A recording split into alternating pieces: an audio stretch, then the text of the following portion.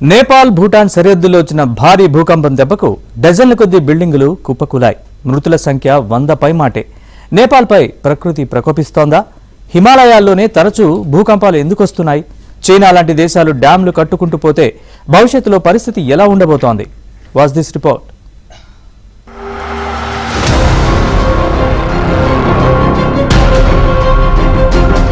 నేపాల్ భూటాన్ సరిహద్దుల్లో సంభవించిన భారీ భూకంపం తీవ్రత రిక్టర్ స్కేల్ పై 7.1గా నమోదైంది. 100 మందికి పైగా చనిపోయారు. ఈ భూకంప కేంద్రం ఉపరితలానికి 10 కిలోమీటర్ల లోతున ఉన్నట్లు గుర్తించారు. భారత్, బంగ్లాదేశ్, టిబెట్ లోనూ పలు పట్టణాల్లో ప్రకంపనలు వచ్చాయి.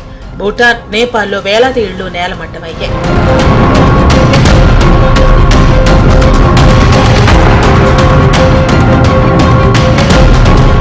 ఇండియన్ యురేషియన్ టెక్టానిక్ ప్లేట్ల మధ్యన ఉండే మేజర్ ఫాల్ట్ లైన్ కు సమీపంలో ఉన్న ఈ ప్రాంతం తరచుగా భూకంపాలకు గురవుతూ వస్తోంది.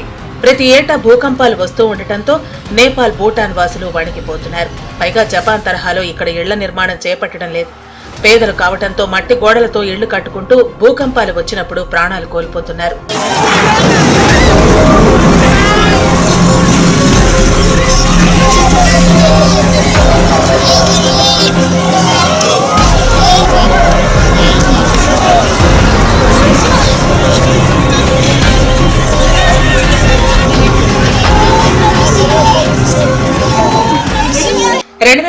లో నేపాల్ రాజధాని కాఠ్మండులో 7.8 తీవ్రతతో భూకంపం రావడంతో దాదాపు 10,000 మంది మరణించారు.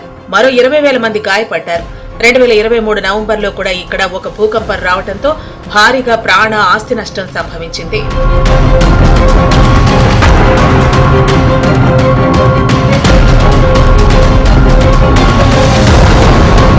భౌగోళికంగా నేపాల్ భూకంపాల ముప్పు ప్రాంతంలో ఉంది.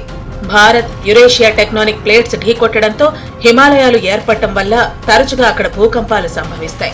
భూకంపాల దెబ్బకు ఇళ్లు, భవనాలు పేకమేడల్లో కుప్పకూలిపోతున్నాయి.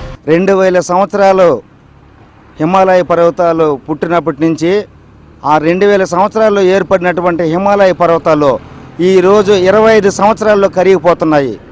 దానికి ప్రధాన కారణం ఒక్కసారి కన్నా మనం ఆలోచిస్తే మానవ తప్పిదాలే ప్రధాన కారణం అనేసి వివిధ యూనివర్సిటీల యొక్క పరిశోధనలు నివేదికలు తెలియజేస్తున్నాయి. అసలే హిమాలయాలంటేనే ఎక్కడ కొండ చర్యలు విరిగి పడతాయోనని భయం. తరచూ భూకంపాల వల్ల ఇక్కడ నేల వదులుగా ఉంటుంది. ఇళ్లు సైతం కూలి మంచు ముక్కల్లా, బండరాయిల్లా కిందకు జారిపోతూ ఉంటాయి. అలాంటి చోట పులి మీద పుట్రలా తయారైంది చైనా. హిమానీ నదాలపై డ్యాములు కడుతూ ఊళ్లకు ఊళ్లే నిర్మిస్తూ పర్యావరణానికి ప్రాణాంతకంగా తయారైంది చైనా. భూమి లోపల ఉన్నటువంటి 16 పొరలుగా ఉన్నటువంటి పలకలు కదలిక వల్ల, వాటిలో మార్పు జరగటం వల్ల, వ్యతిరేక దిశలో కదలటం వల్ల భూకంపాలు వస్తుంటాయి. అంతేకాకుండా గనుల తవ్వకాల వల్ల, పెట్రోలియం నిల్వలు తీయటం వల్ల, భూమి లోపల నీటి వనరులు తోడేయటం వల్ల, ముఖ్యంగా యుద్ధాల వల్ల అనేక భూకంపాలు రావడానికి ప్రధాన కారణం ఉంది. అగ్నిపర్వతాలతోటి కాకుండా ఇటువంటి తరచుగా జరిగేటువంటి ప్రకృతి వనరులని దురిన ఎక్కువ అత్యాశకు పోయి తవ్వకాలు తవ్వటం వల్ల కూడా మనకి భూకంపాలు వస్తున్నాయి. ఆశకు మించి, తనకు కావాల్సిన దానికన్నా మించి ఆ వనరులు తవ్వటం వల్ల కూడా మనకి భూకంపాలు ఎక్కువగా వస్తున్నాయి. దీనివన్నీ మనకు సూచికగా భావించుకోవచ్చు. ముఖ్యంగా హిమాలయ పర్వతాలు ఎక్కువ ఉన్నదంటే భూమిపై ఒత్తిడి కలగటం వల్ల, కింద ఉన్న పలకల కదలిక వల్ల కూడా హిమాలయ పర్వతాల్లో భూకంపాలు వచ్చే అవకాశం ఉన్నాయి. ప్రపంచంలోని అతిపెద్ద డ్యాం చైనాలోని త్రిగోరెస్ట్ అయితే దీనికన్నా 3 రెట్లు పెద్దదైన డ్యాం ను హిమాలయ పర్వత సానువులో బ్రహ్మపుత్ర నదిపై నిర్మిస్తోంది చైనా. టిబెట్ లో బ్రహ్మపుత్ర నదిపై నిర్మించే ఈ ఆనకట్టతో ఏటా 300 బిలియన్ కిలోవాట్ అవర్స్ విద్యుత్తును ఉత్పత్తి చేయాలని లక్ష్యంగా పెట్టుకుంది. ఈ బ్రహ్మపుత్ర ప్రాజెక్టు పరిశ్రమలను ప్రోత్సహిస్తుందని, టిబెట్ లో ఉపాధిని సృష్టిస్తుందని చైనా చెబుతోంది. అయితే ప్రాజెక్టు నిర్మాణం పూర్తయితే హిమాలయ పర్వతాల్లో ఇంకా పెద్ద భూకంపాలు వస్తాయంటున్నారు నిపుణులు. టిబెటన్లు సైతం డ్యాంలు వద్దు బాబోయ్, తమ బతికేదో తాము బతుకుతామంటున్నా చైనా పెడచెవిన పెడుతోంది. China has the hegemony of hydro. Whenever they feel like they can send flood to the riparian countries and spoil all the crops, and sometimes when the crops are really good, they can send drought and stop the water.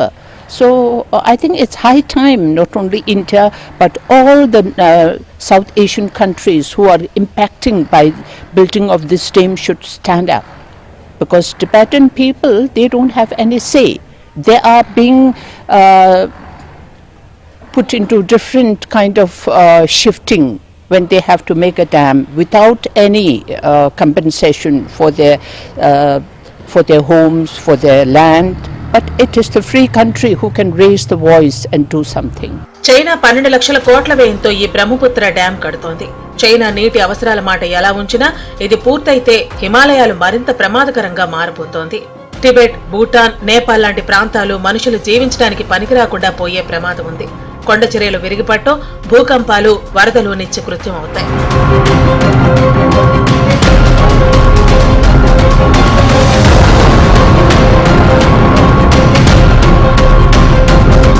ఇటీవలి కాలంలో హిమాలయాల్లో జనసంచారం, mining కార్యకలాపాలతో పాటే విపత్తులు సైతం పెరిగాయి. 1900 నుంచి 2022 మధ్య కాలంలో దేశం ఎదుర్కొన్న 687 విపత్తులలో 240 హిమాలయాల్లో జరిగినవే. మన దేశంలో హిమాలయాల భూభాగం వాటా 18% కాగా 35% విపత్తులు ఇక్కడే సంభవించాయి. ఇప్పటికే గ్లోబల్ వార్మింగ్, భూకంపాలు ఎక్కువయ్యాయి. చైనా డ్యాంలు ప్రకృతి విపత్తుల శాతాన్ని పెంచుతున్నాయి. చైనా, ఇండియా లాంటి దేశాలు హిమాలయ సానువుల్లో మైనింగ్ చేయడంతో ఈ ప్రాంతం మరింత ప్రమాదకరంగా తయారైంది.